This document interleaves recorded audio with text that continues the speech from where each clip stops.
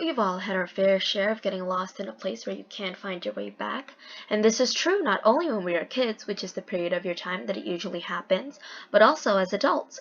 We will then grow up to be and then have our parents kick us out for us only to live alone in a world where everything that you mostly learned in your school did not help you at all.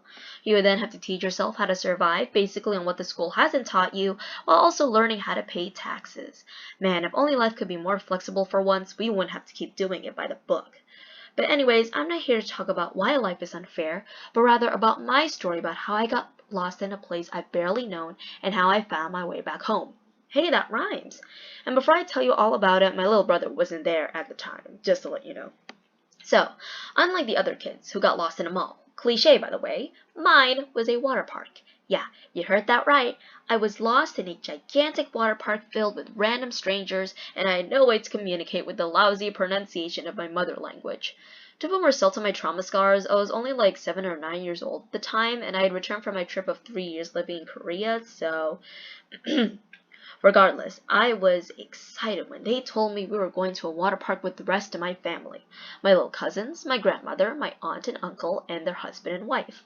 Of course, I had been to various water park locations during summer breaks to have a blast, but I was still thrilled to make this one as enjoyable as the rest. Oh boy, was it the opposite. We first visited their house to pick them up with our cars, since we used the same vehicle, and were on our merry way. It was, if I remember, a pretty uneventful ride, and I was sleeping the whole way, not knowing that it would be an unforgettable moment. Or memory.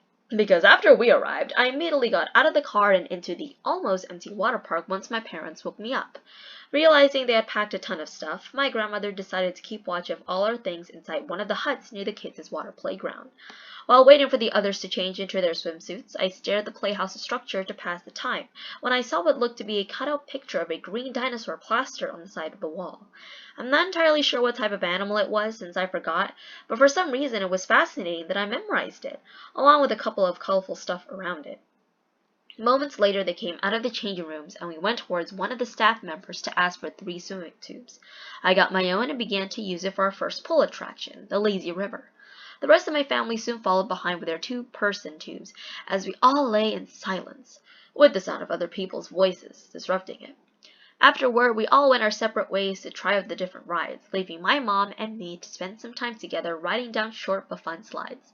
Subsequently, my mother wanted to try out the loopiest and tallest slide, to which I suggested we split up because I couldn't ride it with her. Naturally, my mother was unsure about leaving me alone, but I reassured her that we'd meet again near the entrance of the lazy river once I was done riding it, to which she agreed.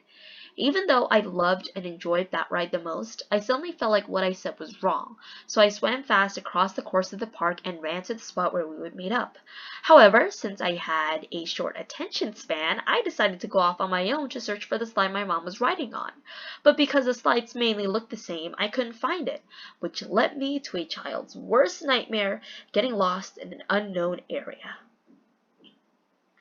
Internally panicking about the situation, I began thinking about what to do to find my family. That's when my kid-year-old brain remembered seeing how my grandmother was accompanying our belongings near the children's water playground with a picture of a green dinosaur. Using that memory as a trail left by a curious-filled kid, I started to search for my way back.